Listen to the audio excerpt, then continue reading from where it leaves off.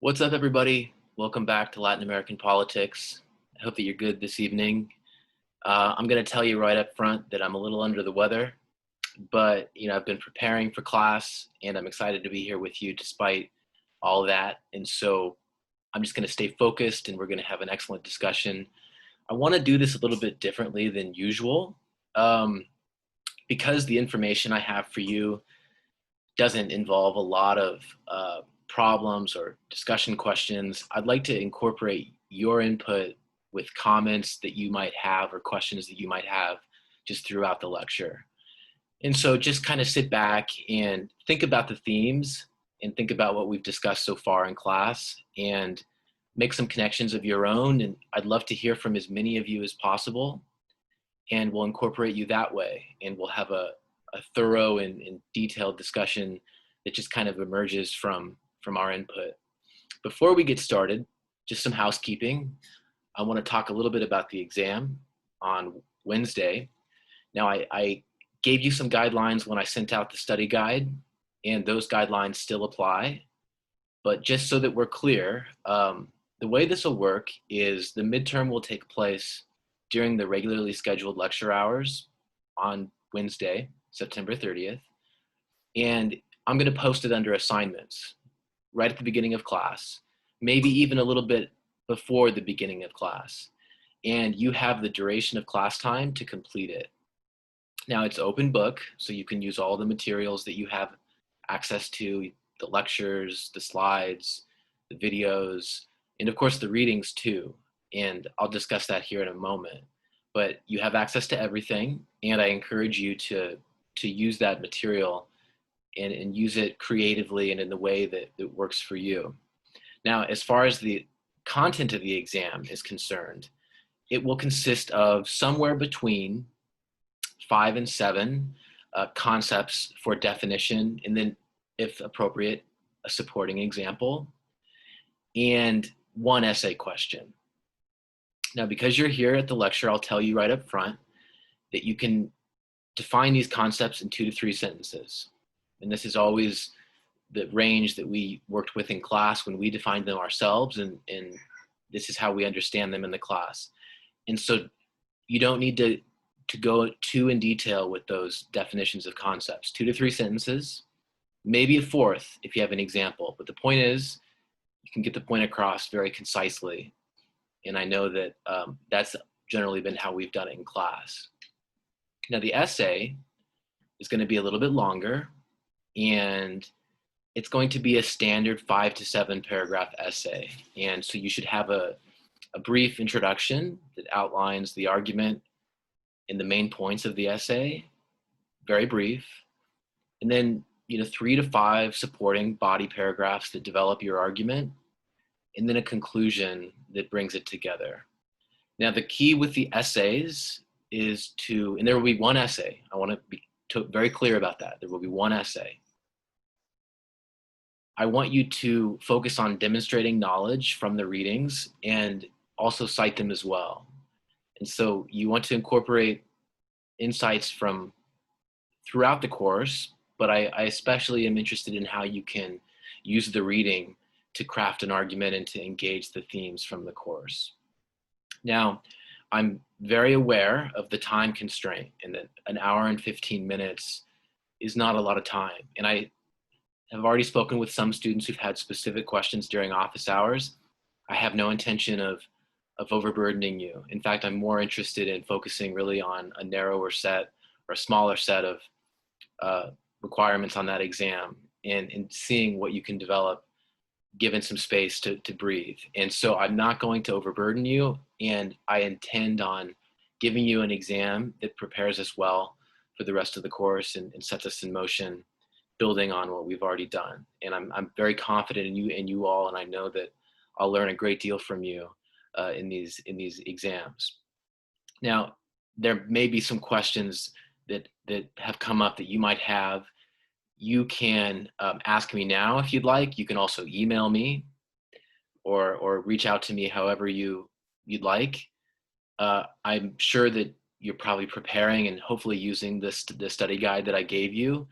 Now, it is relatively broad, but I wanted to give you a vocabulary list and a list of topics for review that will relate very closely to what you'll get on the exam itself.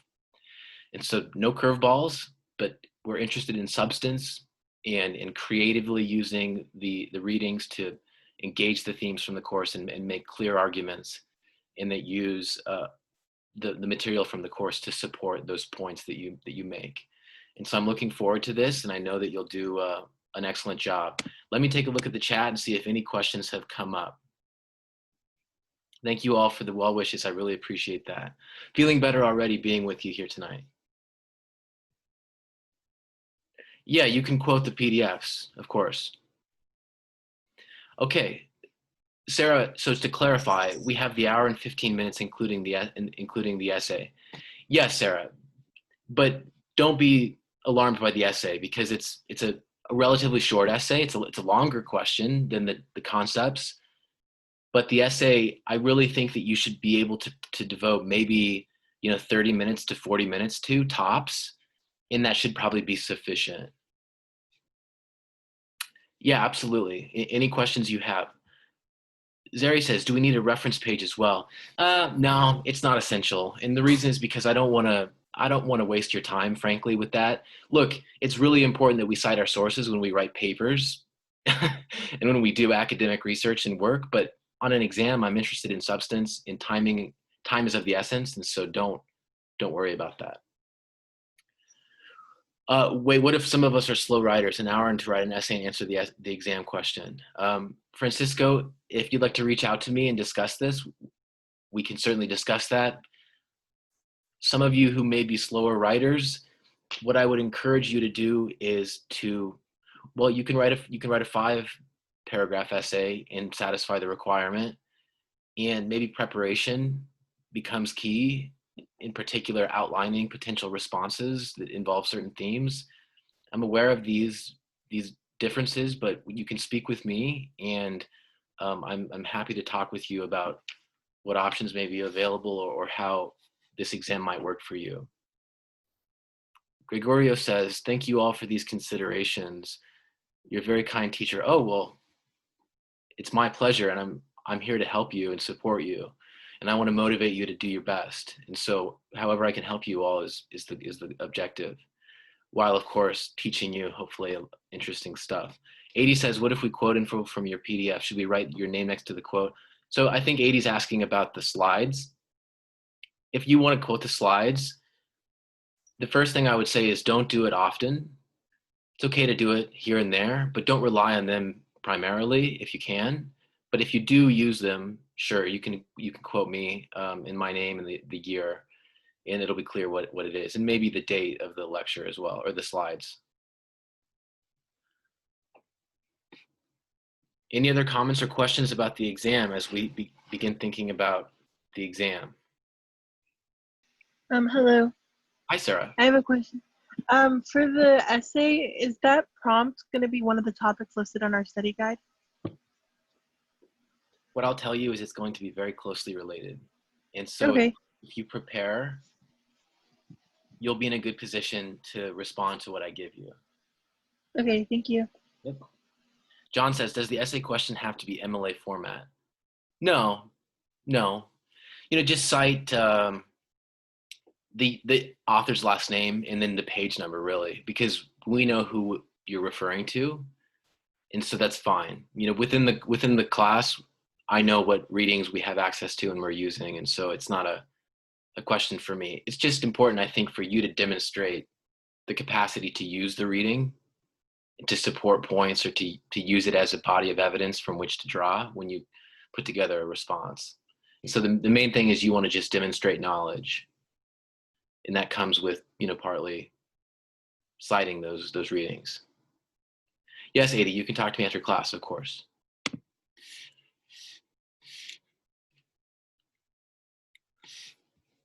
Okay, so now that we've addressed this, I know that more questions may come up. Just reach out to me and I'll respond, within a few hours. And I'd like to clarify things for you if you have questions. And whatever comes up, don't be afraid to ask, because I want you to do your best and to feel prepared and to have a good experience and to learn from the process. Exams are never fun, right? But in my own opinion, some exams are better than others, and not all exams are created equal. And so the exam itself should be something that you learn from in a variety of ways. And so this is the first assignment in this class, and I'm confident that it'll go well and that we'll get a good start for the rest of the course.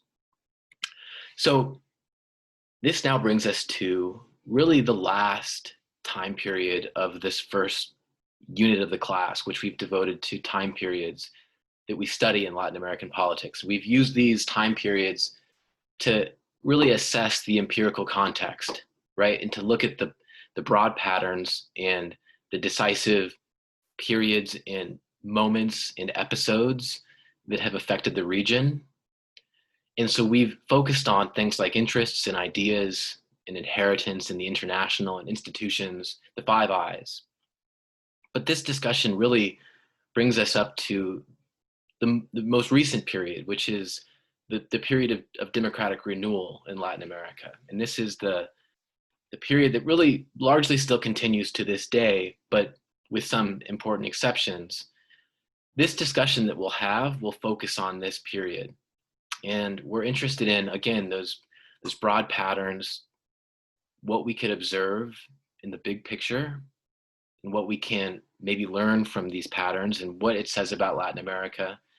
This discussion is going to be kind of not superficial, I won't say that. I have a number of case studies that we'll do, but it's going to be more general. And I want to look at the big picture and think about Latin America and how it evolved as a region during the period. And so the discussion starts us really in 1978 in the Dominican Republic. And this is the beginning of the most recent democratic wave in Latin America. This is a period that sets off a torrent of democratic transitions. The last one really coming in 1990 in Chile. Now, a democratic transition is basically the interval between an authoritarian regime and a democratic regime. And on the one hand, there is the handoff of power from the authoritarian elite to a democratically elected successor, and the sort of peaceful transfer of power. This is the nature of a democratic transition, and we call it a democratic transition because we mean the completion of some process. There are some failed transitions, but at this period, during this moment in time, we witness a number of successful democratic transitions. And this moment was intensified in the 1990s in Central America when peace accords and the resolution of a number of civil wars resulted in the lifting of bans on communist and socialist parties. And so by the mid-1990s, we've really seen not just the kind of apex of this wave, but the intensification of the swell and the deepening of electoral democratic processes in places like Guatemala and Nicaragua, places that did democratize earlier, but did so in a limited way. We move forward to 2011, and the region is ensconced with democracy. Of the 18 countries that share a colonial history with Spain or Portugal, all of them are democratic. And I really want to pause here and emphasize the importance of this moment, because this is a period where really there are no exceptions to the rule, and the rule is democratic rule. And this is inspiring because this is a region that was under the spell of military rule and the grip of repressive military rule for decades. And we know that democracy is not new in Latin America, but this is a moment that is new in the scope and the intensity of democracy. And so this is the context. But I want you to notice that we stopped in 2011 because 2011 in some sense was also an apex of its own because of what has happened since then. And so the first interesting set of data to consider as we embark on this discussion is, well, our 18 countries that share a colonial history with Portugal or Spain, and then their most recent transition to democracy, the year of that transition. And you'll notice that there were a couple of them in the late 1970s, Ecuador in 79, the Dominican Republic in 78. There were a number in the early 1980s, including Argentina in 83, Bolivia in 83, Brazil in 85, um, El Salvador in 84, Guatemala in 86, Honduras in 82, Nicaragua in 1984, Paraguay in 1989, Peru in 1980, Uruguay in 1985. But I want you to notice also that there are a few of these countries that transitioned much, much earlier and that actually don't fit within our window of time that we've set here, 1980s to the present day. Those include Venezuela, which transitioned in 1958. It includes Costa Rica, which transitioned in 1949. Colombia transitioned in 1958. Those are outliers. They represent cases that are much more democratic, at least in terms of how long they've been democratic, than much of the region. And so this will be part of the discussion as we move forward. And you'll see these deviations reappear in other ways. But let's take a look in pictures at what we're talking about here. So this is Jaime Roldos in Ecuador in 1979. He won the presidential election that year. And as in other Latin American countries, he took power from military rulers who ruled in the form of a junta and who had shared power. Well, actually, I actually take that back. In Ecuador, they didn't have a junta. It was ruling military presidents, more or less. But these presidents would emerge from within the military elite who made decisions about who would rule. And so it wasn't a junta, but it was military rule. And Ecuador was not unique in that regard. The military was, of course, the key actor in the authoritarian regime in most Latin American countries. And the Dominican Republic is an interesting case that we should consider as we move forward. There's some really interesting details here that help to clarify the role of the military and the way in which they tried to retain influence in the new democratic systems. And so the winner of the 1978 election in the Dominican Republic, Guzman Fernandez, he won very handily. But the military actually would not give way. And the ruling president, Balaguer, who was himself a military officer, he would only hand over power on one condition. And that was that 4 senators and 1 deputy who had not won and who would tilt the power balance in the National Congress, who would, by giving a party aligned with him the majority, were awarded to Balaguer. In other words, he won the capacity to name representatives in the legislature that would effectively tilt the balance of power and create a majority for a party that was aligned with him. And that party was the Progressive National Force. And the president of that party was aligned with Balaguer as well. And Marino Vinicio Castillo was the name of this individual. He was a very faithful ally, so faithful that he was the key promoter and sort of legal architect and defender of this decision, which was called the Gacetazo. And this was a reference to this exchange in this acquisition of seats in the power to really tilt the balance of power.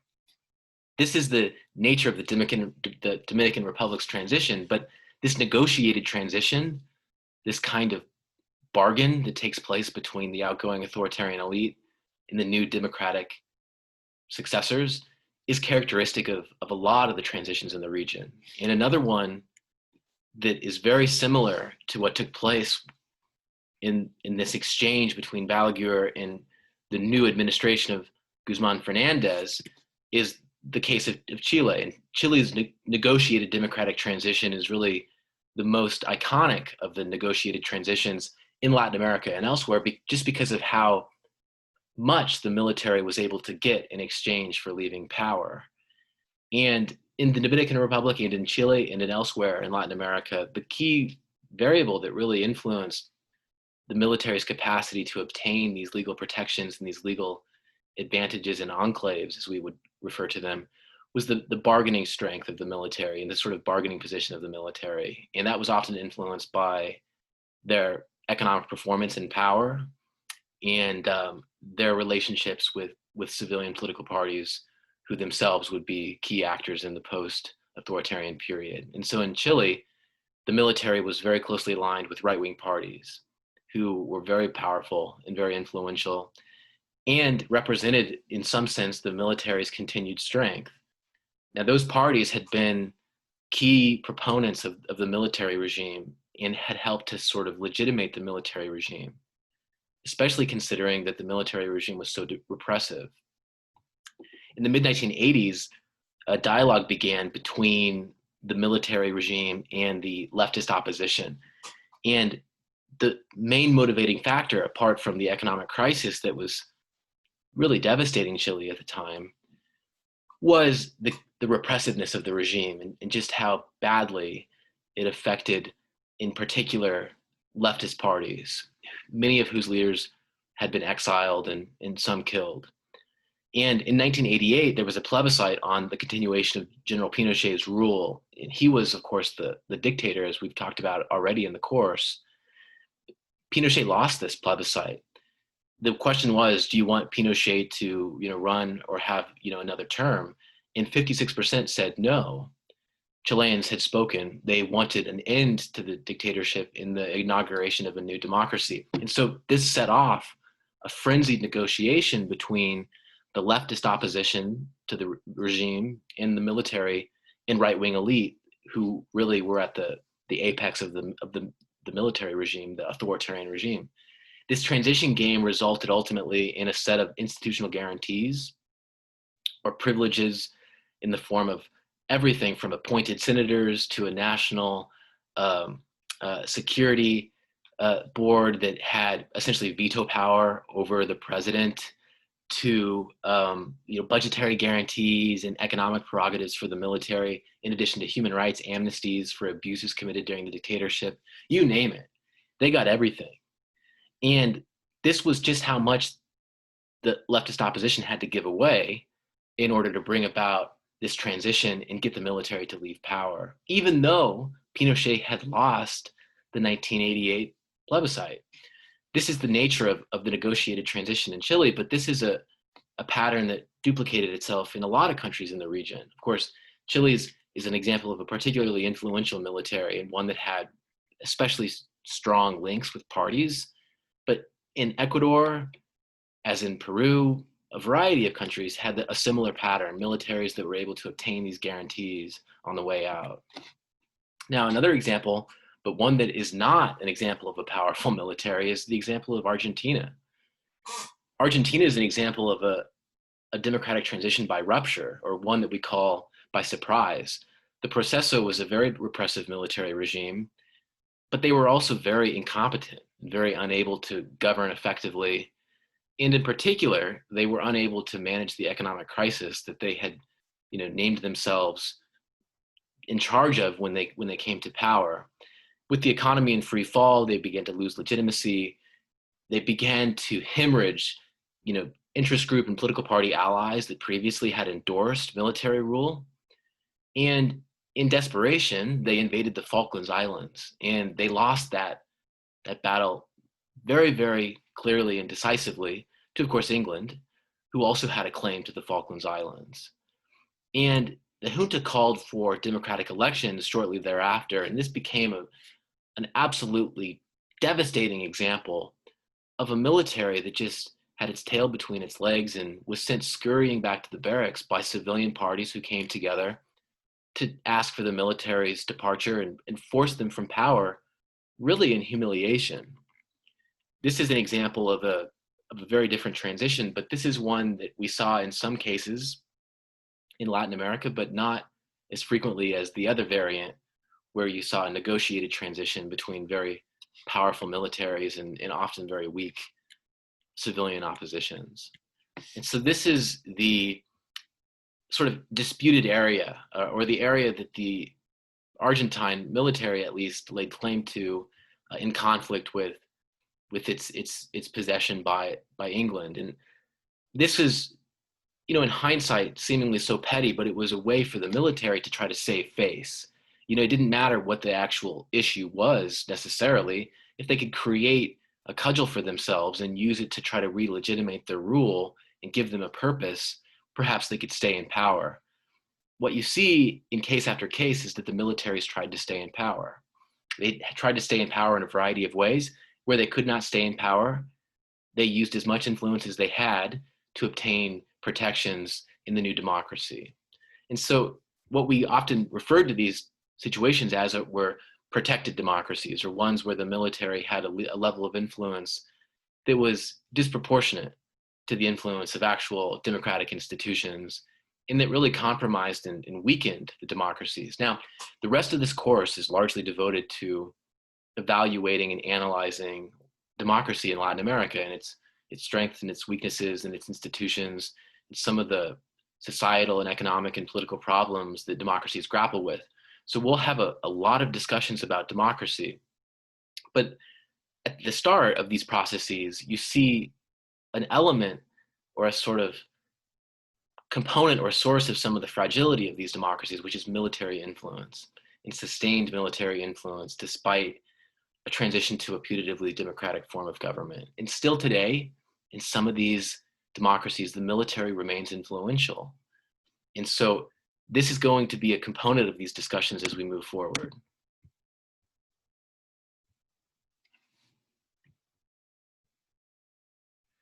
Leonardo, they invaded the islands because they were trying to re-legitimate themselves and win back some credibility so that they could justify staying in power, because they were losing grip over the economic crisis and they were losing political support. And so they tried to create a reason to stay in power and to kind of win back support, but they failed miserably because they lost the war. A democratic transition doesn't just mean political change. It means the interval between an authoritarian regime and a democratic regime. And it's characterized by the handoff of power from the authoritarian elite to a freely and fairly elected democratic successor. Yeah, as John points out, the assumption is to extend their legitimacy, right? And to kind of try to recreate a reason for being in power so that they don't have to leave power. Clarissa says, so in the transition of Chile, did the military still have the same amount of power within the government? No, so the military previously essentially controlled the presidency, and the legislature was not functional. And so the transition meant handing power over to a democratically elected civilian president, and then the reinstallation of a freely and fairly elected legislature. But the military was able to win a total of about 8 or 9 appointed senators that they themselves could name. Pinochet named them technically, but some of the military officers in charge of the different branches were among those designated senators. And these were unelected senators who were designed to give the military and the right-wing parties the balance of power in the Senate so that they could prevent any legislative changes that they found objectionable. And so they retained influence, but within what was putatively a democratic system. And so the influence changed shape and was reduced substantially because, of course, they lost the presidency, and the reinstatement of the legislature meant that there were many more democratic institutions, but they did still retain important influence. And so this is really the important point as we go forward and think about like the quality and the strength of democratic institutions in places like Chile and Ecuador and Peru and other countries that grappled with military influence as they tried to consolidate democracy. Yeah, as John points out, the armed forces were trying to have a hand in the democratic process, right? They were trying to extend their rule in the form of what appeared to be more legitimate and would take place within a democratic environment. And this is what they often were able to do, but just as often they didn't succeed entirely. And so the military is a political actor like any other political actor. And this is something that we have to keep in mind because it means that the kinds of challenges confronting democracies in Latin America will often relate to the armed forces in some way or another. You know, by now you should be asking an important question, which is what actually distinguishes a democratic from an authoritarian regime? Like if we were to just point to one thing that separated Pinochet's Chile from Chile in the 1990s after the transition, what would that be? And in this class, we're going to use a relatively simple definition that is really what we would refer to as a procedural definition. Procedural definitions focus on basic processes and institutions in their presence or absence.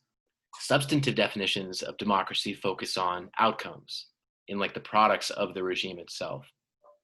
So the key defining procedural definition in comparative politics, and that is often used to understand Latin American countries more specifically, is from Pravorsky, who said that democracy is a regime in which those who govern are selected through contested elections.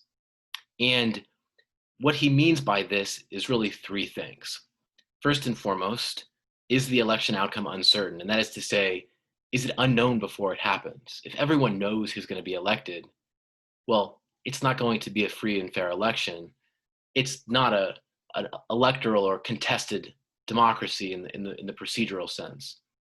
Is the election outcome irreversible? That is to say, does the winner of the election actually take office? Say the incumbent loses. Well, does the winner of the election take office?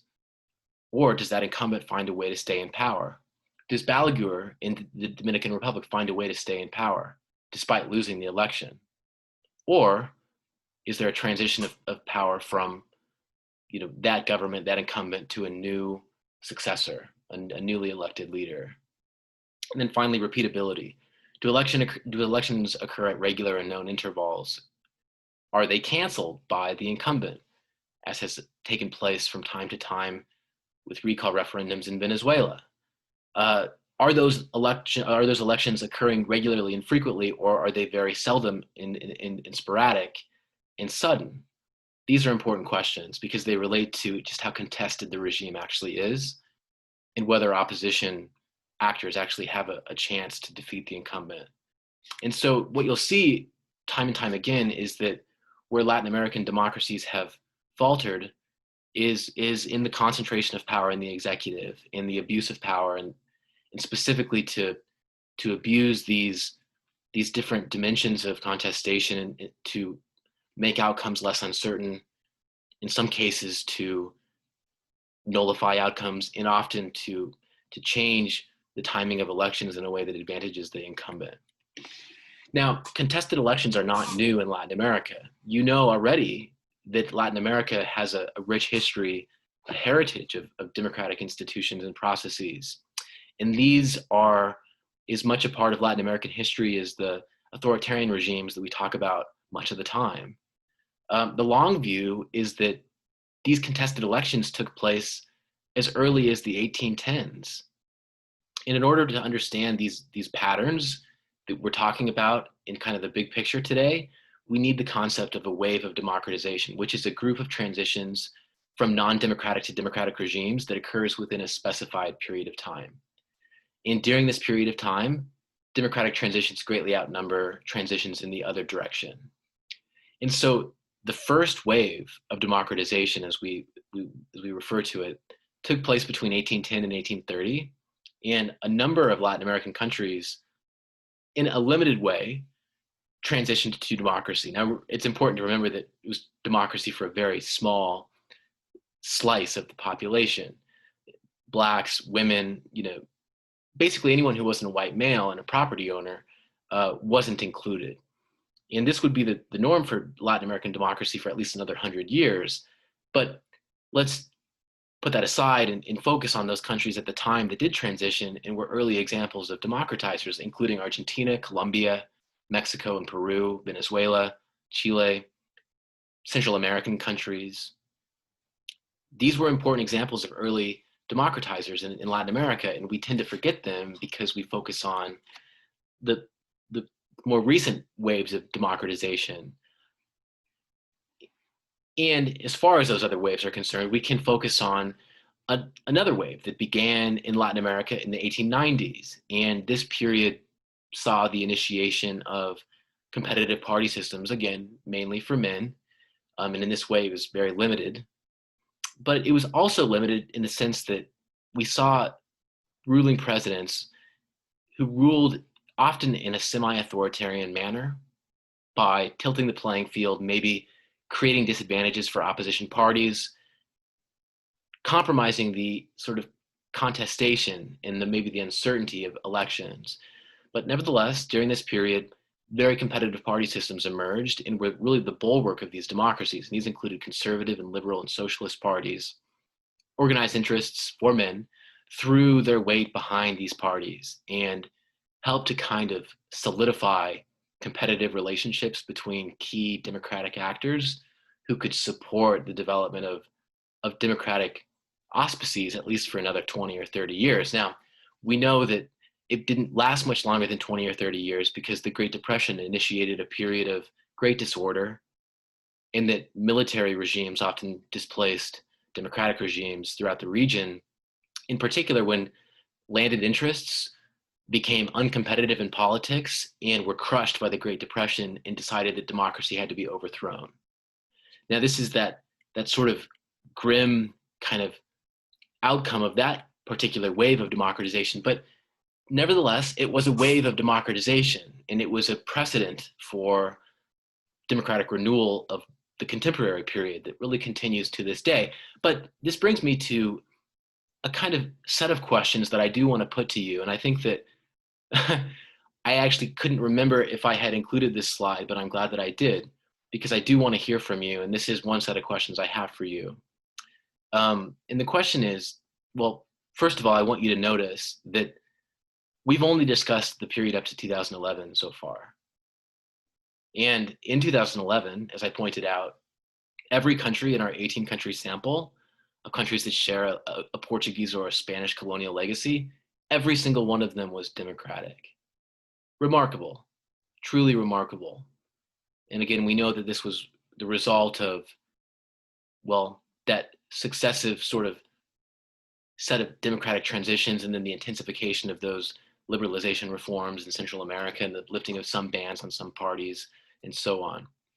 But this was a moment that was important because it represented such an apex for Latin America in terms of the scope and the intensity of democratic institutions and how much they had solidified. But the question really for us is, how has the state of democracy in Latin America changed since 2011? Where are we today? What is the contemporary situation in terms of this kind of pattern or this picture? Is it the case that all 18 of those countries are still democratic? Or have there been some reversals and some democratic failures where democratic regimes break down and revert to authoritarian regimes? I want to hear from you. How has the state of democracy in Latin America changed since 2011? What is different about democracy in Latin America today as compared to then? And I think most importantly, is Latin America more or less democratic than it was in 2011? And so I'd like to hear from as many students as possible. And that means the mic or the chat or however you wish to contribute. I suppose if you want to send a carrier pigeon, although I'm in New York, so it might take a while. But I'd like to hear from you, and let's put this in perspective as before we continue and put it in perspective for ourselves.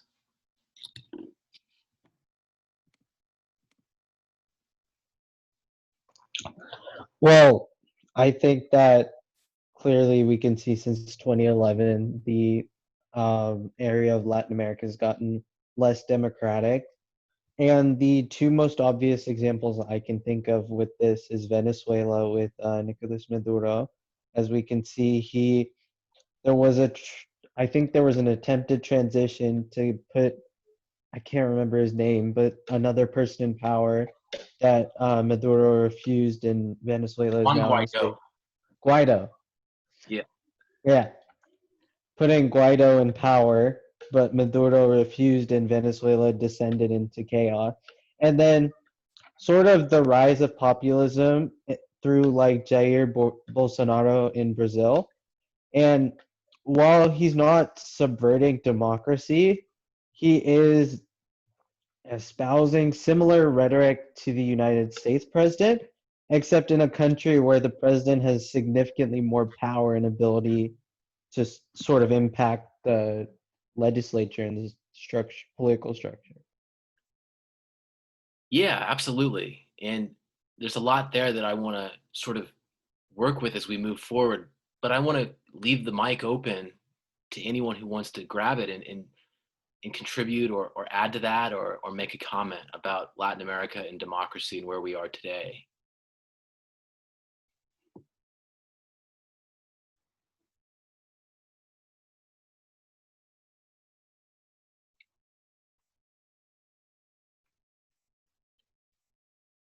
So anyone who wants to can. I will comment on the Venezuelan case. And, the Venezuelan case is an example of the sort of decline of democratic institutions under kind of what appears to be a legal facade. And the most obvious examples are, for instance, the Maduro regime canceling the recall referendum on Maduro's administration in 2016, just ending that process and canceling that process, which obviously represented a threat to the continuation of his administration. But also in 2017, the seizure of power from the legislature by the Supreme Court, which had been stacked continuously by both Chavez, Maduro's predecessor, and Maduro himself, who had been hand-selected by Chavez. And so what we have in Venezuela, to just be honest with you, is we've got a socialist party that is unwilling to accept losing elections. And they've taken it to the point where they won't hold elections or even permit processes that could lead up to elections. And the seizure of power from the legislature by the Supreme Court, which again had been stacked by that Maduro administration, is an example of the way in which autocratization can kind of be institutionalized and kind of engineered through these maneuvers that are quite bold and quite shocking, but represent a decline in a sort of dismemberment of democratic institutions nonetheless. And so let's take a look at the chat here. Juan says they are run under fear of cartels. They usually are bribed to accommodate for themselves and not the population. Juan, are you talking about Venezuela? What case are you talking about? It's been shown, or at least evidenced maybe, that the Maduro administration is basically like a criminal racket, heavily involved in organized crime that often involves oil revenues. Leonardo says, I often hear a lot of natural disasters happen in Latin America. This could definitely cause political issues and unbalance the order they could have. Also, I know Venezuela had huge protests not too long ago. I don't know exactly why, but I keep seeing it on Reddit. Yeah, there have been some protests in Venezuela for sure. Unfortunately, the organized opposition in Venezuela has been splintered and isn't an effective opposition, and in some cases it appears to be bought off itself. Venezuela is a terrible humanitarian and political crisis, as well as an economic one, and it's a social crisis too. And there are so many dimensions to this that it's difficult to do the case justice. But in terms of the basic mechanics of the democratic or undemocratic institutions, this is the situation in Venezuela. Christian says, not necessarily true, John. I had a teacher in middle school who still trains them, the carrier pigeons, LOL. But answering the questions, I think there has definitely been a shift in some countries, but not a major change in the entire region from democracy. My little knowledge is of Brazil and how there is extreme doubt in elected officials, but not necessarily the system itself. Yeah, so Christian, this is true. You know, throughout Latin America, what we observe is that voters have a serious distaste for political parties and the people who control the democratic institutions, but not really democracy itself. There's some sort of fond remembrance of authoritarian rule in some places. Brazil and Chile are examples because of the way those regimes were more competent in managing the economy. But for the most part, democracy kind of rules the day in the hearts and the minds of the people.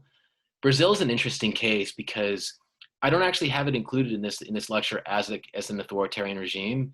It doesn't represent a full breakdown. I mean, it's obviously kind of like an increasingly a semi-authoritarian system in the way that the executives rule in a way that's kind of abusive. And of course, you know, the ousting of Dilma Rousseff in the installation of Temer, Michael Temer, was kind of questionable because he was unelected. And the process essentially amounted to a legislative coup. But there's also deep corruption in Brazil, and Dilma Rousseff's party was ensconced, and still is, as are other parties, in corruption. And this is part of the reason that voters have such distaste for those parties and why there's such little confidence in those parties. But Brazil is not exactly an authoritarian regime. It's still a democracy. It's still, you know, largely procedurally democratic. But it could deteriorate further if, for example, the opposition media or opposition parties are crushed, or there's a tilting of the playing field in some way that you know, thins the herd of the opposition and makes it possible for there to be fewer contenders to challenge the incumbent government. But for now, I think we're still democratic in Brazil. this is a big question, and I acknowledge that, we have examples of individual cases, but the region as a whole, the pictures might seem more muddled or more mixed. And what I'm here to tell you is that, well, hold on, let me check the chat. 80 says in Latin America, Colombia and Venezuela were democratic by 1978. Cuba and Haiti remained authoritarian by 1995. Yeah, those are true statements, but we're not including Cuba and Haiti in our sample. Remember, our sample only includes countries that share a colonial history with Portugal or Spain, and so that's most of the rest of the region. Well, not most of it, excluding a lot of the Caribbean countries, with the exception of the Dominican Republic. But yeah, so that's our sample. Samantha says, and this is an important point, and John adds something to this. I don't know if anyone has mentioned it, but the caravanning in Central America shows that both Honduras and Guatemala are deteriorating. Yeah, and we can think about like the lackluster response of the elected governments in those countries to those circumstances.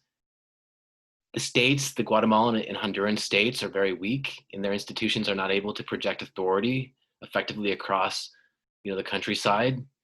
And the caravans represent really the failure of the system to support people, and that's what they're escaping, those people. But those democratic institutions don't really function very well in those countries either, and that's been one reason that, for example, Donald Trump has been able to push them around. Does anyone believe that those countries can be safely called safe third countries? Not at all. Of course not. That's laughable. They're not, and that's why those caravans are coming to the United States. And so, but the reason that Donald Trump was able to do that is because those governments are corrupt governments that are very weak, and as we'll discuss here shortly, they're increasingly authoritarian. And this means that those governments don't have to be responsive to voters in the same way that they would if those systems were more democratic. And so they're more liable to be pushed around or to do deals with Trump or whatever, right? And so this is what we end up with, right? Really bad governance and social and political and economic problems that fester and that results in these crises that produce the caravans that really are a blight because they represent the failure of the system. So the context is that since 2011, Latin America, and I'm going to say it, unfortunately, is less democratic. I think it's safe to say that we can aspire to democracy if it means protecting basic human dignity and introducing some accountability for elected leaders who might abuse the system otherwise and abuse people otherwise. But the short answer is that Latin America is less democratic today than it was a decade ago. There really are 4 cases that kind of represent the fallout. And notice that this is 4 more countries than were undemocratic before. And so there's been a noticeable decline. And whether it represents a broader pattern that will continue is sort of the key question. And we'll discuss that as we move forward. And we'll talk about how we'll know what we see when we see it. But in these countries, presidents rule as authoritarians. And they do so by doing things like canceling recall referendums, or imposing electoral laws that disqualify their opposition, or abusing the opposition media, or exiling those who might threaten their power or to expose them for their corruption. And they do so in a way that often relies on the support, if not always relies on the support of a permissive political party, or an institution, maybe the Supreme Court, in the case of Venezuela, in addition to the Socialist Party, that supports and kind of tries to legitimate and prop up the authoritarian regime and to create a democratic facade, or at least a legal facade, that can conceal the abuses that are contained within. And these are systems in decline and in deterioration because they represent a movement away from the putatively democratic institutions that had been erected and sustained for about 2 decades in most of these countries. Now, you might say that, how democratic was Guatemala or Nicaragua ever? Well, more democratic than they are today. And we'll see in plain sight what that looks like in a moment. But it's not just these countries, unfortunately, that seem to show a sign of deterioration. We already talked about the case of Brazil.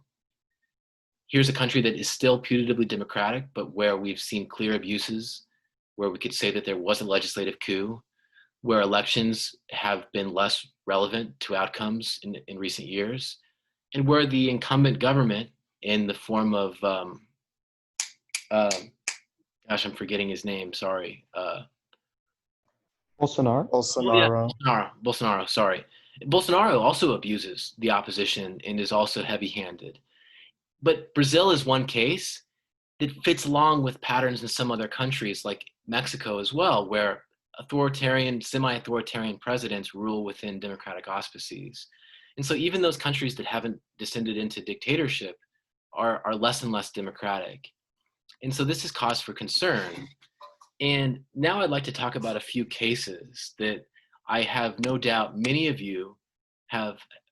I'm going to read a comment from Samantha here, who makes a very important point. Honduras has a one-term president, and Juan Orlando Hernandez has not turned over power. He actually was tied into El Chapo's drug deals. Yeah, Samantha, no surprise. I didn't know that about the drug deals, but that seems about right based on what I understood about the links between criminal organizations and some of the administrations in the region. And yeah, you're right. He hasn't turned over power. That's a detail that I don't have included on a slide here at a moment for, I think I have a slide for Honduras. But yeah, there's a lot going on in Honduras that does compromise the democratic credentials of the country. Let's discuss some cases. And what I've tried to do here is bring up some cases that are really relevant to the picture today. Where has the deterioration taken place, and what are we actually talking about, and how do we know that contestation has been undermined in these places? Well, let's begin with Bolivia. And I'm well aware that Bolivia is a case that is a controversial case and that is viewed differently, from different points of view. And in particular, there are many on the left who are sort of sympathetic to Evo Morales. But what I want to suggest to you is that having leftist policies does not make him not a dictator, or does not make him not a former dictator. And he was elected in 2006 and was very popular and was reelected multiple times. But things began to go off the rails when he ran for a fourth term in 2009 after losing a referendum 3 years earlier on his reelection. That was an illegal move. And that was a move that undermined the democracy. And he claimed a first round win in that disputed October 2019 race. And this set off a series of alarm bells and ultimately initiated massive protests and military pressure, loss of political support from prior parties, and various consequences that to this day are wreaking havoc in the country. And there's a lot of dispute and disagreement about the nature of that election and whether it was irregular or not. Some have pointed out that the Organization of American States may be a little less than objective in its assessment. I'm not here to comment on that. The OAS did condemn the outcome as irregular, and under pressure, Morales did resign in November 2019. But what's really discouraging and upsetting about the Bolivian case is that when a dictator leaves power under less than democratic auspices, which was the case, his ousting itself was undemocratic, even if he was in power undemocratically, it always creates a void. And the Achilles heel of all dictatorships is the problem of political succession. And that is who will take the place of that dictator. And if there is a void created, who will fill the void? And in Bolivia, the void was filled by this person here, Janine Áñez, who was formerly a senator and who was in the Constituent Assembly at the time. Long story short, the resignation of the Morales administration ticked off a set of resignations throughout the government, and all available constitutional channels for succession were exhausted because of the scale of the protests and the scale and intensity of the resignations that followed. The only person in that line of succession, and the first person in that succession line after the exhaustion of those constitutional channels, was an opposition legislator who was second in line under the former vice president of the Senate, who himself had resigned, and this was Áñez. And so Áñez declared herself president, and to this day remains in power, although just recently she said that did, I think, designate a date for new elections. But the point is, the problem of the emergence of an authoritarian regime in Bolivia under Morales, even for a year, created what resulted in a void, a power vacuum that was filled by this figure, and that created a sense of chaos and disorder in the country, and has sort of devalued and debased democratic institutions in that country. And the Bolivian case is a difficult case because Morales was a powerful and inspiring figure who mobilized and enfranchised the indigenous, and who supported the developmental needs of Bolivians. But he ultimately, in the end, was a dictator. And his impact on democratic institutions in Bolivia is a pall on his record. And his legacy is now one of initiating this course of deterioration in Bolivia. From the perspective of democratic institutions, this is what is happening in the country. And so this is my assessment. So is Áñez any better than Morales? No, in Leonardo, that's the point. Áñez is not. And Áñez arguably, technically, is the sort of constitutional successor, given the set of resignations that took place. But the whole point is that she's an unelected president who's not in based upon any electoral mandate, and who did not win the support of Bolivians. And so in this regard, she is not a democratically elected leader, and she does not represent, the solidification of democracy in Bolivia. For all intents and purposes, it's a continuation of the authoritarian regime that came about under Morales when he ran for that fourth term after losing that referendum. And so this is the situation in Bolivia. Now, in Guatemala, we've got a right-wing former head of prisons who won the presidency in 2019 with 42% turnout, appalling. But the important note is that his victory came after the disqualification of the leading opposition candidate. Now, this candidate was someone who had investigated him for corruption. Shocking. This was a bald-faced authoritarian move that compromised the uncertainty of the election and undermined the contestation of the regime, and ultimately helped to set in motion this decline under a legal facade that I've discussed already, but that is a clear departure from the democratic regime that previously existed in the country. And so these are inarguable, decisive movements away from democracy in these countries. 80 says, she was also trying to take the power, right? Totally. Áñez was trying to take the power. And, that's part of this, right? Authoritarianism begets authoritarianism. You create a void, a power vacuum that can be filled by whoever can claim power in the scramble that takes place. And this is what takes place. And it sets about disorder and dysfunction, and it casts doubt on democratic institutions, and it habituates people to authoritarian rule. Áñez is unelected. Quinn says, so why was there a referendum? Was that for re-election? Since he lost the referendum, was he out of office for 3 years when he ran for fourth term? Or did he stay, and that is why all those other continuations of his government there? Sorry, I'm confused. So the referendum was on whether he could run again for a fourth term. He was in power for that third term.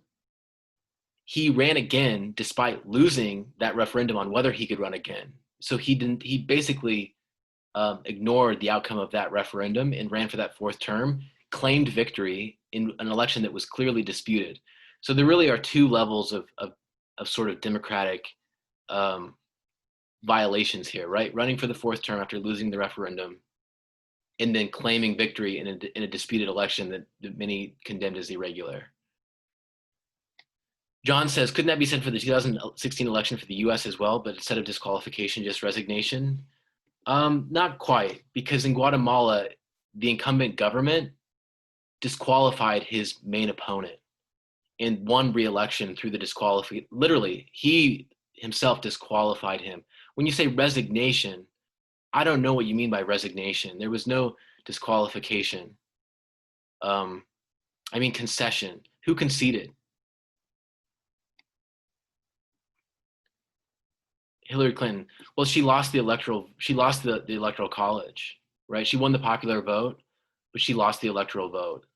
And so that's our system, right? And so we can debate, the integrity in how democratic the system is, and I'd love to have that debate as well, as I know many of you would. But as far as the process was concerned, it cohered to the procedural,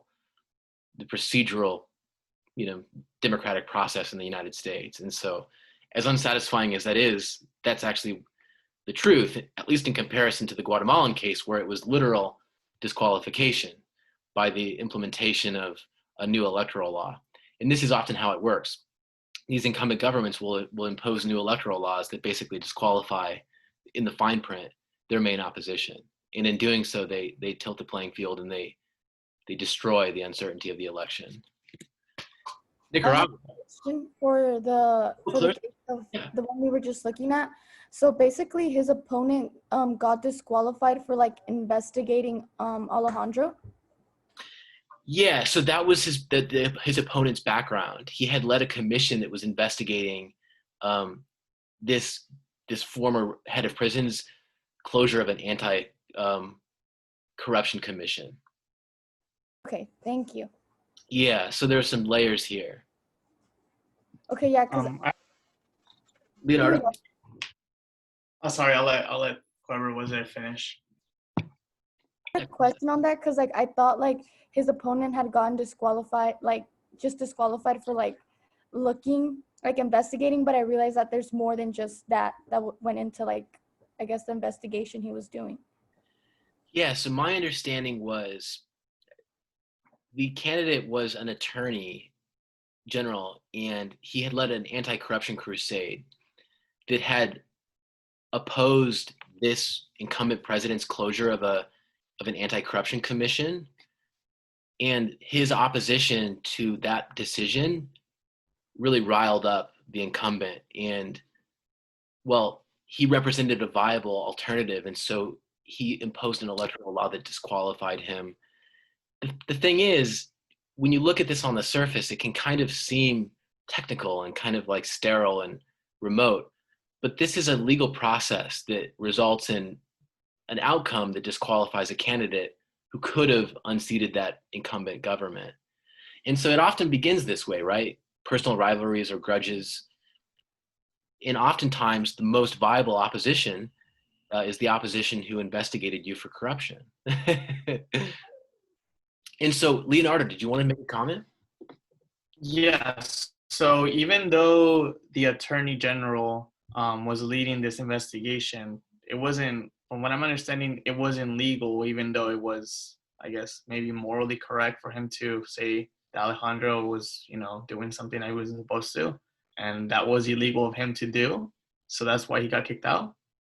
I see. I'm going to actually quote someone, a very powerful elite, who once said to me in a private interview, at this level, there's always some justification or some like case or some argument that's put forward to justify a decision and conceal motives. It very well could be. And I'll admit, I don't know the Guatemalan case well enough to know the details. It could have been that candidate was pursuing an illegal course of action, maybe, right? But it also could have been debatable, and it could have been something that Giamatti could seize on and argue was illegal or frame as illegal, right? So I think that the interpretation matters as much as what actually happened. I think that these things can be configured to work in the incumbent's favor quite easily. But I appreciate that input. Do you have any other comments, Leonardo? Oh no, I was just wondering if there was like a loophole in which they kind of saw and like disqualified him for that. Probably. I think that's often how it works, right? They try to dress it up as much as they can. They try to church it up, make it look like legitimate. And that's why we call it deterioration under a legal facade. It looks just like business as usual, but it really is the kind of destruction of democratic institutions. Was the opposition candidate jealous of Giamatti? I don't know. I think that politicians want power, right? And they run for a variety of reasons, but ultimately I'm sure he himself had an agenda of his own. And was he jealous in the sense that he wanted Giamatti's power? Of course. But this is what we attribute to all politicians, right? They seek power for whatever reason. And who's to say that candidate wouldn't have himself become authoritarian? But these are the facts on the ground. And so the Guatemalan case is alarming because of how bald-faced that move was. The Nicaraguan case is also interesting. Now, we talked about the Sandinistas, who about a century ago represented a grave threat to the U.S. military, so much so that the U.S. military marched U.S. Marines in Nicaragua every year between 1903 and 1933, except for 1911. And the Sandinistas really represented freedom fighters and this kind of effort to break free and struggle and resist imperialism and resist authoritarianism. But the new Sandinista is much more disconcerting, and that is Daniel Ortega, who was a Sandinista rebel for many, many years before he more recently reinvented himself as an old-fashioned authoritarian, Caudillo style, of course. And as this authoritarian, he has used every means available to him to crush opposition parties, tilt the playing field. He's looted the country with his friends and family. This is his wife here, actually, who's been involved in the picking, a lot for the taking for the family. And in this process, he's coasted to a third consecutive term as president in 2016. And again, here's a case that on its face appears to be politics as usual in some way, unless you get into the details. Do opposition parties have a fair shot? In this case, there wasn't the disqualification of any opposition candidate, but there's been a concerted effort to tilt the playing field and to give them disadvantages that would make it harder for them to defeat the incumbent. And this often has to do with denying them access to media, taking over the media, or controlling narratives, and taking away the channels that they would rely on to get their message out in a democratic election. And so the Nicaraguan case, like the Guatemalan case, is a little bit disconcerting. And while it seems to represent the decline of Latin American democracy, at least in Central America, we know that Nicaragua, like Honduras, like Guatemala, since 2011 has really been in decline, democratically speaking. And though we don't have the case of Honduras in this presentation, the case of Honduras, interestingly enough, began with a military coup, which I think was in 2009. Maybe it was in 2011, I'm forgetting. But this military coup was essentially sanctioned by the Supreme Court against the president, who was very controversial in his interpretation of his power to pursue a certain policy. And I'm forgetting some of the details, but I'm pointing out to you simply that process of deterioration in Honduras really began with the reinsertion of the military in politics under an institutional guise, right? Sanctioned by the Supreme Court, involved by the Supreme Court, in really the removal of a democratically elected president who, despite seeking a controversial policy, was democratically elected and did have an electoral mandate. This is often the origin of these stories, the unwillingness of certain actors to accept democratic outcomes, however objectionable they might be.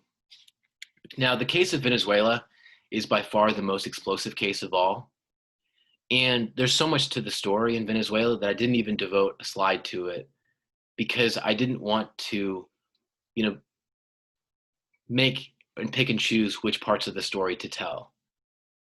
All I'm going to tell you is that the opposition has from time to time made various efforts to declare themselves president of the country under certain constitutional sort of, not loopholes, but principles that kind of theoretically and kind of legally speaking can create maybe a pretext for a declaration of rule under circumstances of an unelected government. And this has been the interpretation of Juan Guaido, the leader of the Venezuelan opposition, who was chosen as president of the National Assembly of Venezuela in December 2018 by the Assembly. The Assembly has been the main artery of opposition, but remember that the Supreme Court in 2017 seized power from the Assembly and presided over the kind of gutting of the powers of the Assembly. The Supreme Court again being stacked by the Maduro regime. And so what we have here is this kind of collision of institutions under a setting and a pretext created by the administration to facilitate this concentration of power and to kind of demobilize opposition forces, the face of that opposition being Juan Guaido. And the Venezuelan case is complicated because the opposition itself is problematic. It's weakly organized and fractured, but more problematically, seems to be motivated by its own illicit considerations. And so the situation in Venezuela is terrible. And I know that many of us may have strong opinions or views on this issue, but you know, it's a situation that I think has to be looked at with a great deal of humanity, because people in Venezuela are struggling. For example, I remember when I was in Chile doing field work, I met a lot of Venezuelan refugees who had left the country in desperate search of basic medical care, an income, you know, an economy that wasn't gripped by hyperinflation and where the currency wasn't totally meaningless. In Venezuela, there are a lot of problems that relate to economic policy and a failed monetary policy. Price fixing has meant that a lot of the items that we rely on here and take for granted just simply aren't available when the cost of producing those goods rises above the price fixed by the government. And so the situation in Venezuela is horrific, and it's not improving. And the dictatorship in Venezuela, we can't say has helped the situation. In fact, it's entirely responsible for the situation. It's difficult to argue that there isn't an important blame to be placed upon what has been from the beginning pitched as a revolutionary project, but which has often involved abuses that increasingly cannot be accepted. And so the situation in Venezuela is difficult. And Abel points out, it's such a rich environment. Yeah, Venezuela has like the most abundant oil reserves in the world. You know, among rentier states and states that make their money from oil revenues and exports, they rank near the top in terms of just how much of this stuff they have. And so not only is it a story of human suffering, but it's a story of waste and corruption, and it's a story of excess and illicit activity and behavior and total disregard for human suffering. And so we should look upon the Venezuelan case with compassion. And while we debate the politics of it, you need to keep in mind that there are people there who are in horrific circumstances, and it's a humanitarian crisis with such grave proportions that it's really beyond our understanding at this point. I think that we'll only really understand what's happening in Venezuela decades from now, when the levee breaks and the situation gives way to the restoration of democratic rule in that country, which, by the way, has a celebrated history of democracy. That's the cruelest irony of all. Not only is this the collapse of democracy and the devastation of a society, this is the collapse of one of the most solidified and consolidated democracies in all of Latin America. From 1958 to about the early 2000s, Venezuela had a very robust democracy, and it was anchored by competitive parties on two poles, conservative and liberal, and a very solidified and robust electoral participation. And so the situation in Venezuela is terrible. And before we go, I want to give you a moment if you want to say anything about the situation, if you have any ideas of your own or comments of your own about the way out for Venezuela, what the future may hold, what we can hope for, what should make us optimistic. We just have a couple minutes, but I wanted this to be a moment that we can take stock of the situation and really acknowledge it for what it is, you know.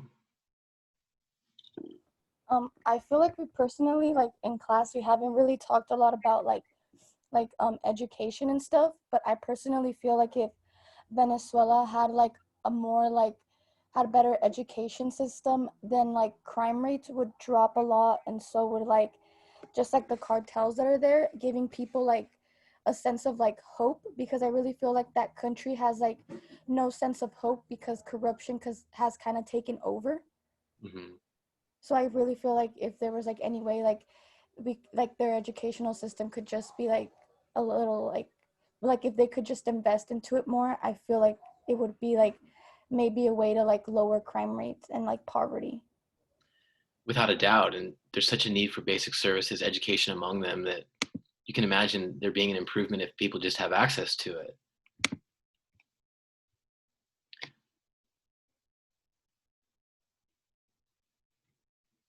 If you'd like to speak with me after class, use your iPhone.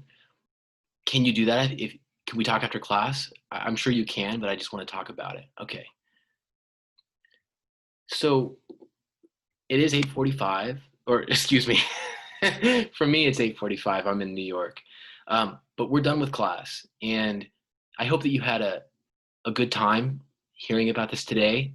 I hope that you're prepared and feeling ready for the exam. I know you'll have questions. Do reach out to me if you have them. I'll get back to you and help you out. But best of luck preparing, and I know that you'll do a good job, and I'll see you on the other side. You're free to go if you're done. If you'd like to stick around and ask me any comments or questions, please feel free to do that. But I'm going to stop recording and have a nice evening, everybody.